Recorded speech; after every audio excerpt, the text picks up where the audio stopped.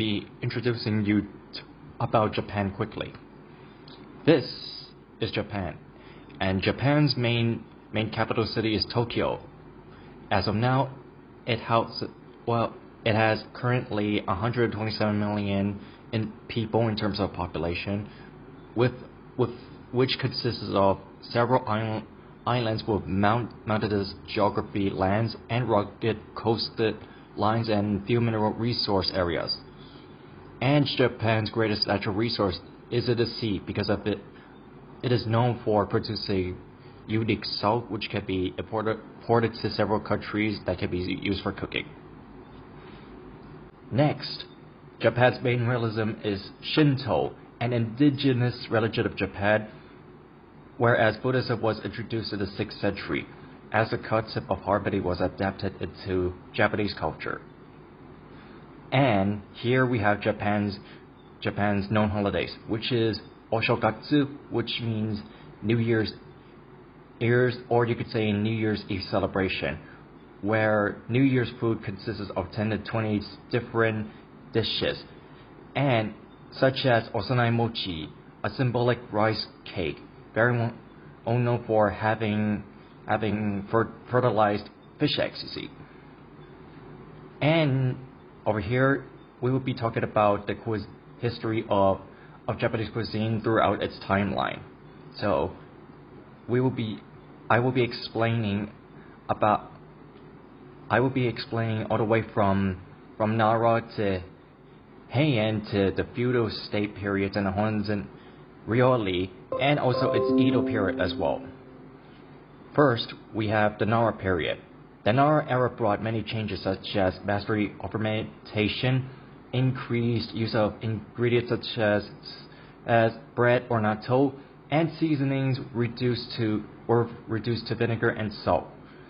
By the ancestors, where they used seasonings such as miso or hishio, the traditional old style names as soy sauce, and it involved a lot of fermentation processes that was used for preparation of many ingredients in Japanese cuisine, such as miso, sake, soy sauce, rice vinegar, mirin, sukemono, and natto. Next, during the Heian period, chopsticks and dishes such as were introduced when it came to noodles or tofu that were imported from China, including being used for rituals and religious activities. This change made monks not only eat meat, but they opted them to become vegetarian or become someone who does not wish to eat animals instead, resulting in a variety of tofu produced dishes as well during this period. Next, we have the Sengoku no Jidai, or in English known as the Warring States period. During this time, while war was going on between feudal lords of the samurai, there were so many developments of ingredients and preparation, along with other cooking techniques and fermentation techniques that have become more specialized. And it was that time that the introduction of udon noodles began. And during that time, the concept of Honzen Ryori, which is known as samurai style cuisine, where this type of cuisine involved the use of tempura recipes that were obviously adopted at the moment Portuguese missionaries came to Japan for the very first time. One of them was known as Louis Frois, who was the very first and close friend of Oda Nobunaga. Because of him, the introduction of so many other Portuguese fusion dishes such as tonkatsu or namban or other namban food that have affected Japanese cuisine in a variety of ways, that still continues to exist into the modern era, such as today. Next, and during the Edo period, during the 1603 all the way until the end of the isolationist era of Japan, it was the golden age of Japanese food, where economic prosperity and urbanization have led more and more people to think that not only cooking is fun, but it is also a sense of art. This was where Mirin played an important role in affecting the taste and texture and aroma of Japanese cuisine. Because of this, kaiseki really, which is similar to modern day cuisine, its meat consists of three times per meal, rice, soup, and one or two appetizers. And finally, during the Meiji period, it was the moment where European food was mixed with traditional Japanese food, and meat was forbidden in this country because it might make it as big as the people from Europe, but it encouraged Japanese to eat a lot more meat. Japanese food that was mixed with European cuisines was similar to the names in Europe. Here we will be talking about a very famous cuisine from each region that still exists today. First, we have Hokkaido. Hokkaido's local cuisine mostly consists of seafood, which is available in both fresh and processed or translated forms such as crab, salmon roll, and other seafood products. And the number one most popular choice in this region is crab. In the Tohoku region, Sasaka Maboko Miyagi Prefecture specialty is all about fish meat, and it's shaped bamboo leaves, or sasa, which is made from grilling its marks. And in Akita Prefecture, there is rice cooked with local ingredients that come directly from a pan, then massaged together, then put onto a skewer on a grill to increase the aroma. And for Kanto region, the main ingredients involve the use of a variety of fish. Then you cut the fish into smaller pieces, mince them together with miso, spring onion, ginger, basil, and are made until they have a homogeneous smell. Spring onions and ginger are used to wipe out the bad odor smell of fish. With two cooking techniques, grilling or mixing with vinegar.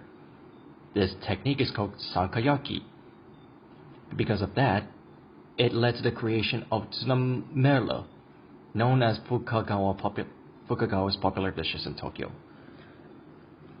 And from Tokai or Chubu region, Shizuoka's prefecture's most popular way of making eel is by grilling it over charcoal while using fat. This led to the creation of tonkatsu, known as pork deep fried or breadcrumbed pork that's topped with tonkatsu sauce or any kind of sauce. The difference is that the sauce is made from traditional miso. And in Hokuriku region, Toyama's prefecture's main specialty is firefly squid, which is a small species of squid that's only based or found on or located in the Toyama Bay. Can be eaten as a sashimi or in a shabu style. Finally, in Chugoku region's Yamaguchi prefecture, it has a very popular kind seafood that's obviously very, very dangerous. It is called fugu, or in other words, pufferfish in English. It is mostly eaten as sashimi,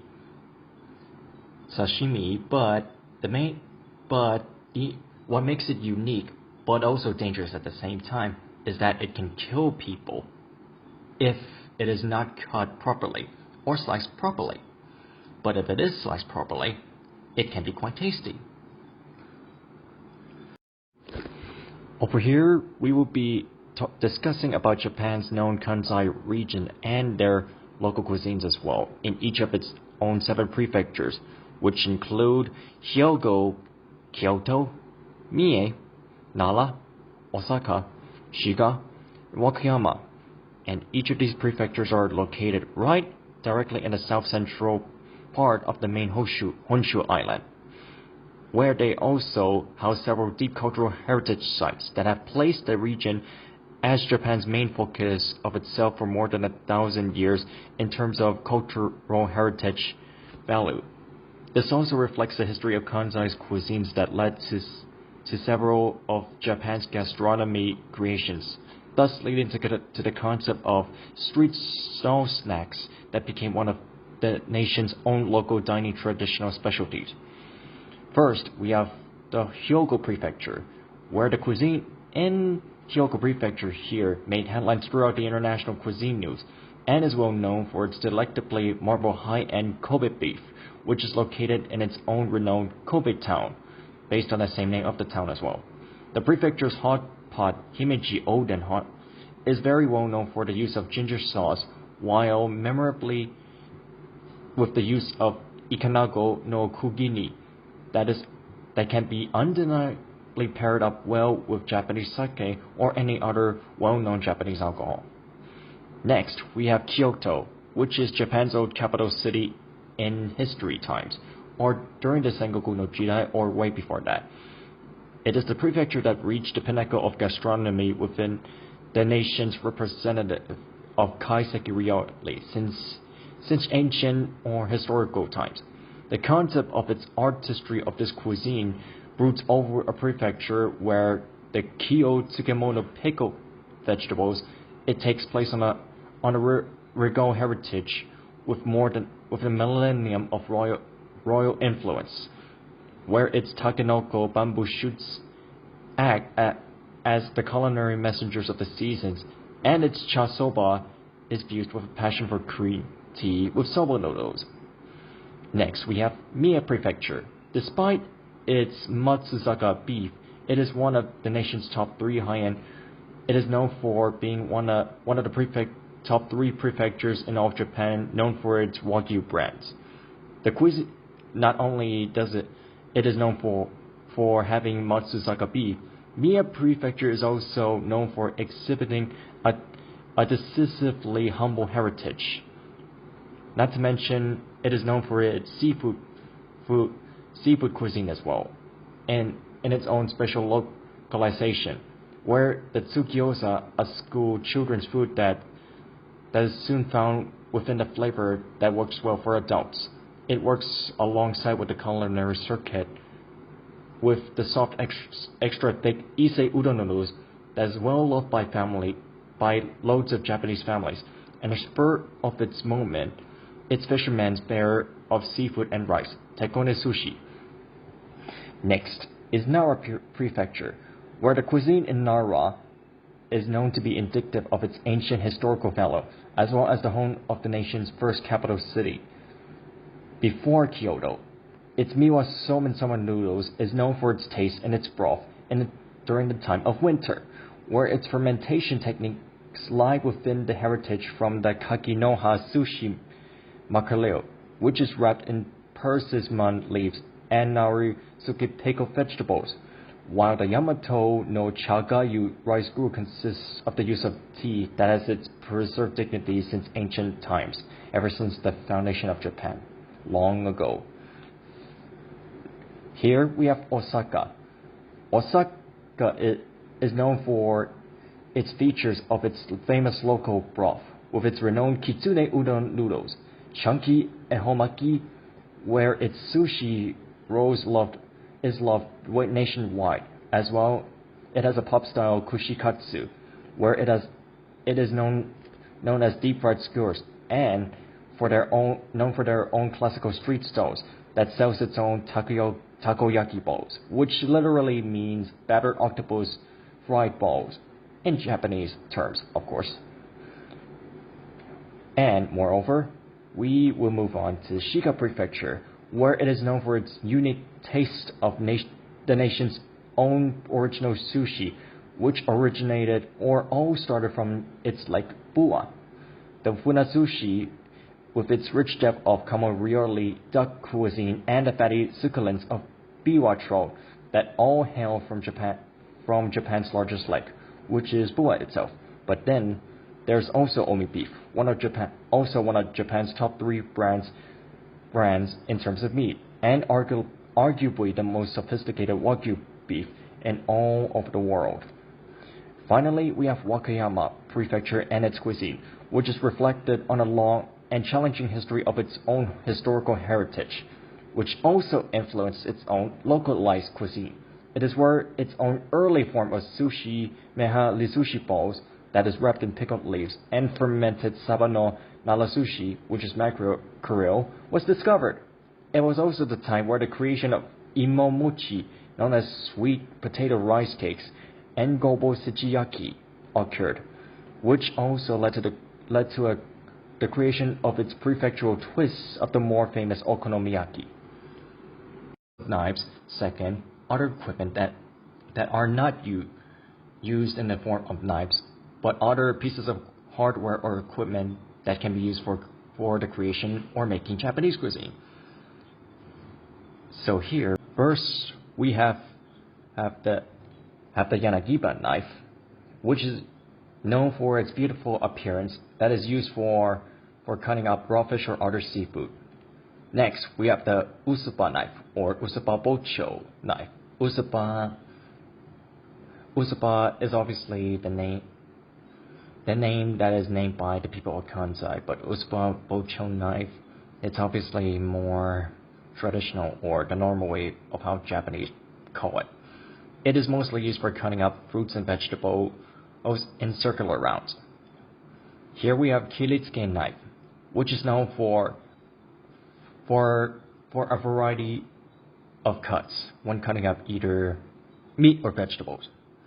Here we have a deba.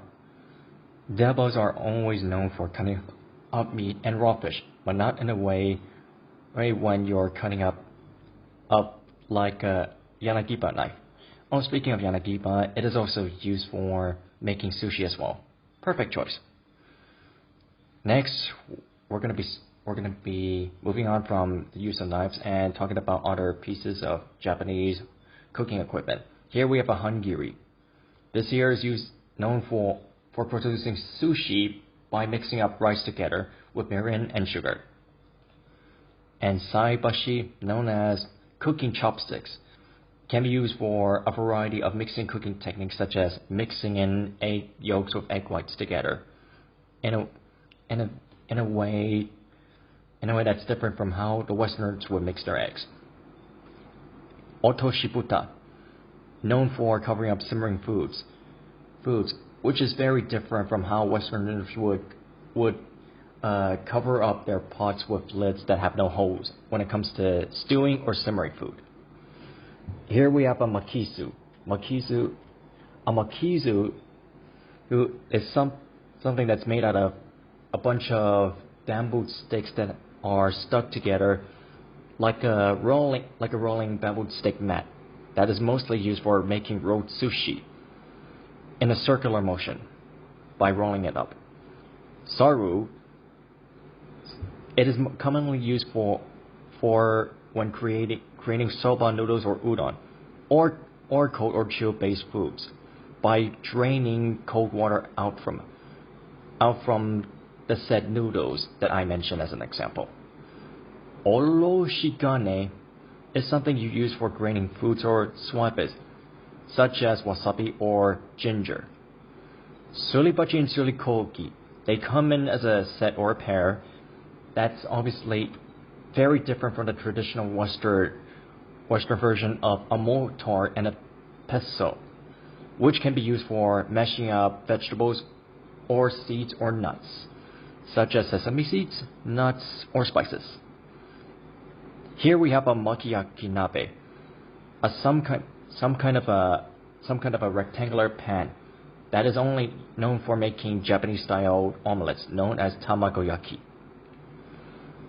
And here we have Japanese dining etiquette. I will be talking about when it comes to eating and having manners, such as tables and sitting. Here, on a traditional tatami mat and low tables, shoes must always be taken off. In a casual setting, a man or a woman may cross their legs. As for women, they may sit with their legs out on one side. In a formal setting, both men and women must kneel on the floor and sit on their heels. But in Western-style restaurants, you nowadays find tables and chairs like the ones you find in your homes or in other Western-style restaurants.